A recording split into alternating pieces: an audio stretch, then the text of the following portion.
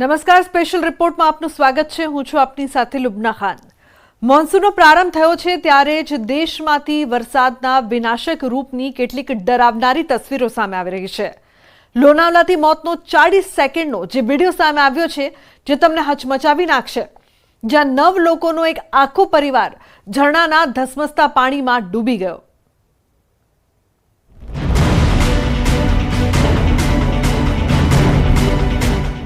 દુર્ઘટનાની ડરાવનારી તસવીરો કેમેરામાં કેદ.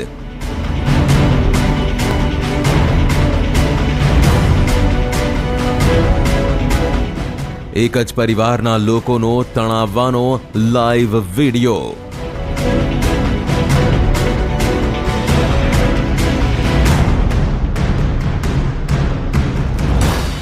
જળ પ્રહાર. વોટરફોલમાં તણાયો પૂરો પરિવાર.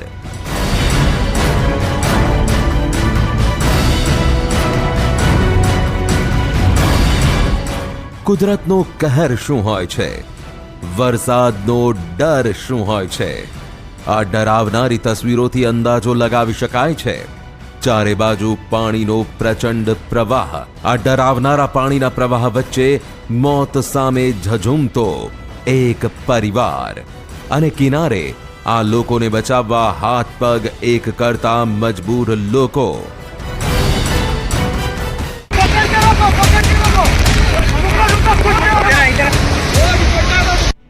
રૂવાણા ઊભા કરતી આ તસવીરોમાં પહેલા તો એકબીજાને પકડીને આ પાણીના પ્રવાહનો મુકાબલો કરવાનો પ્રયાસ થયો, પણ આ પકડ થોડી વારમાં ત્યારે ઢીલી પડી ગઈ જ્યારે પાણીનો પ્રવાહ પ્રચંડ થઈ ગયો.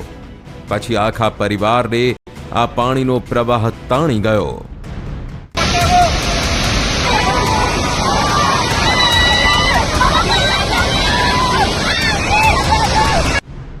પાણીના પ્રવાહનો આ મુકાબલો કરવામાં ઘરના મોટા લોકો પણ છે અને માસૂમ બાળકો પણ છે.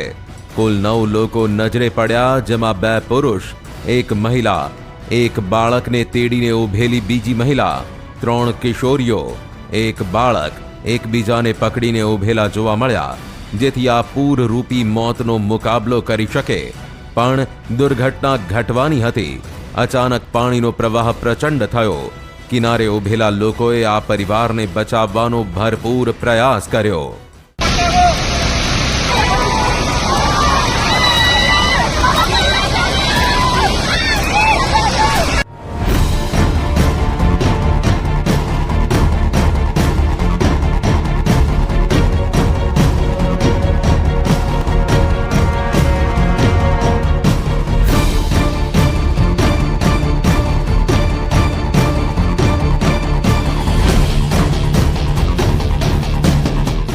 આ છે મોતના ડરાવનારા દ્રશ્યો.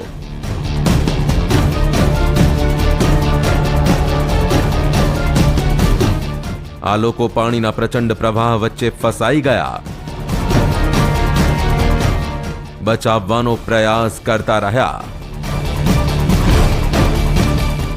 1, 2, 3, 4, 5, 6, 7, 8, 9. એક જ પરિવારના 9 લોકો પાણીના પ્રચંડ પ્રવાહ સામે ઝઝૂમતા રહ્યા. પણ પાણીનો પ્રચંડ પ્રવાહ તેમને પોતાની સાથે તાણી ગયો. જુઓ, એક પરિવારના એક પછી એક લોકો પાણીના પ્રવાહમાં તણાવા લાગ્યા.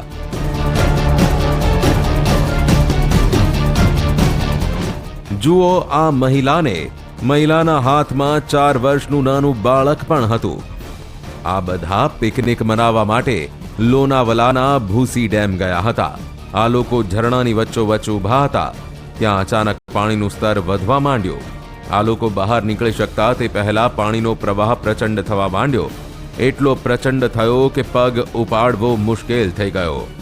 ઝરણાની એક બાજુ ઊભેલા લોકો ચીસો પાડતા રહ્યા, પણ કોઈ કંઈ ન કરી શક્યો.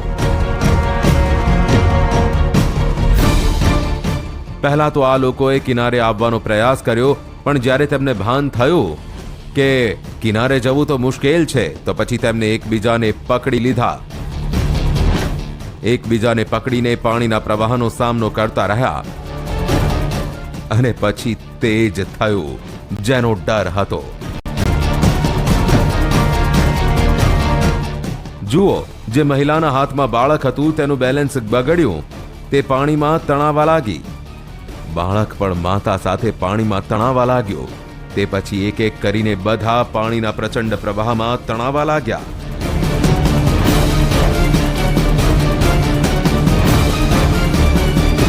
જુઓ, આ લોકો નીચેની તરફ વહી રહ્યા હતા.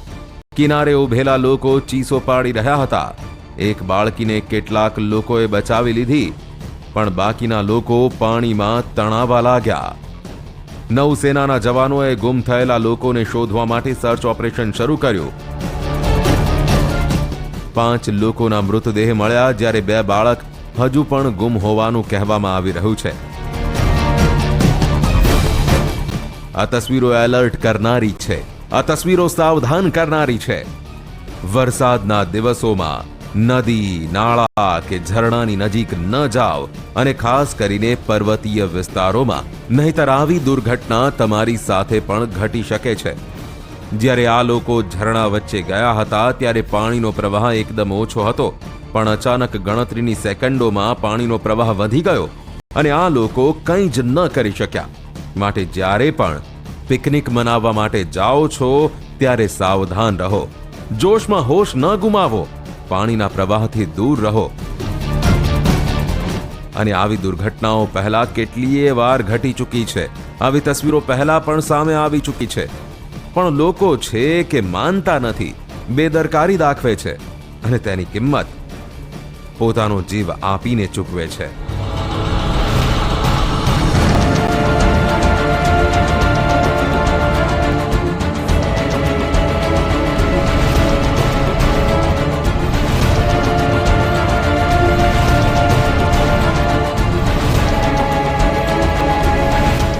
ઉત્તરાખંડમાં ડૂબી જતા 2 લોકોના મોત.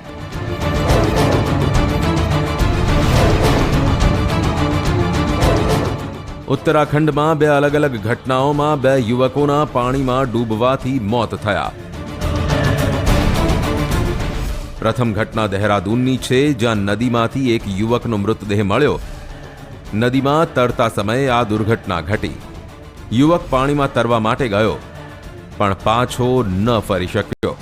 એસડીઆરએફની ટીમે યુવકનો મૃતદેહ મળ્યો. જ્યારે બીજી ઘટના ચંપાવત જિલ્લાની છે.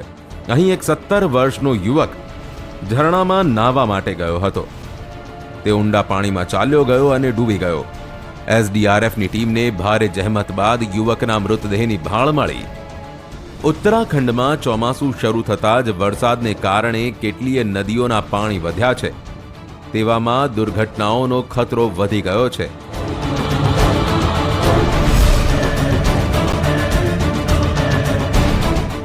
આ બાગેશ્વરના દ્રશ્યો છે, જ્યાં નદીના જળસ્તરમાં વધારો થયો છે. અહીં નદીના જળસ્તરમાં વધારો થતાં નદી કિનારે રહેતા લોકોને એલર્ટ કરી દેવામાં આવ્યા છે. કેટલીય જગ્યાએ વરસાદ શહેરના નીચાણવાળા વિસ્તારોમાં પાણી ભરાયા. રસ્તાઓ પાણી થઈ ગયા. અંડરપાસમાં પણ પાણી ભરાઈ ગયા. વાહનો પાણીમાં ડૂબેલા નજરે પડ્યા. ઉત્તરાખંડના 6 જિલ્લામાં ભારે વરસાદનું એલર્ટ જાહેર કરવામાં આવ્યું છે. હવામાન વિભાગના કહેવા મુજબ આ જિલ્લાઓમાં આગામી 24 કલાકમાં ભારે વરસાદ ખાબકી શકે છે, જ્યારે 4 જુલાઈ સુધી સમગ્ર રાજ્યમાં વરસાદ પડશે.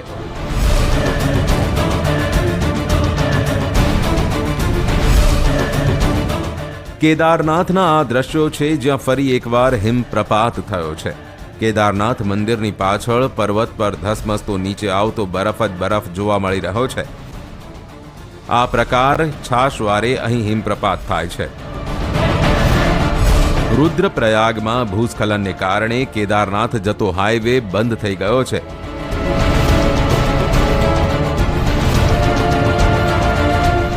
એટલે વરસાદમાં પર્વત પર સાચવીને જવાની જરૂર છે.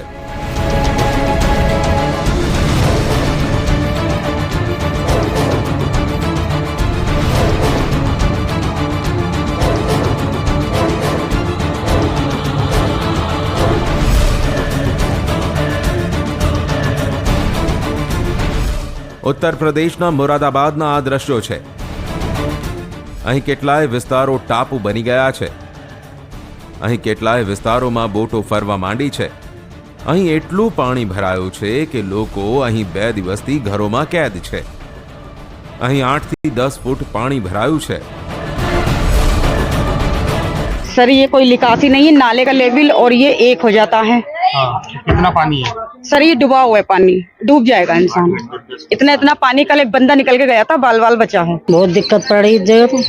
फिर घर भी हमारा सारा टूटा पड़ा, बत्ती नहीं कुछ नहीं, पानी भर गया सब में पानी भर गया. कैसे कर रहे हैं?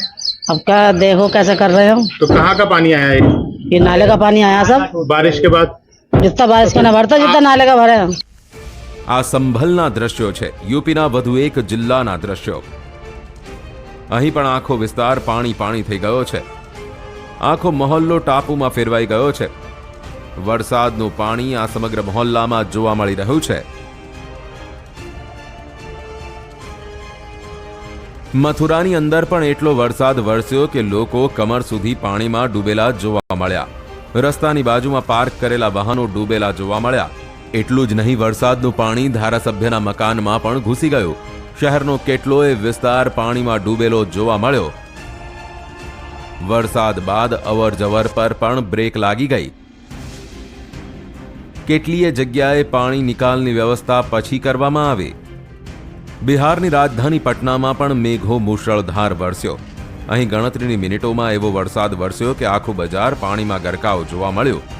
લોકો અહીં ઘૂંટણસમા પાણીમાં ચાલતા જોવા મળ્યા તો દુકાનોની અંદર પણ પાણી ઘૂસી જતા માલ સામાનને નુકસાન થયું.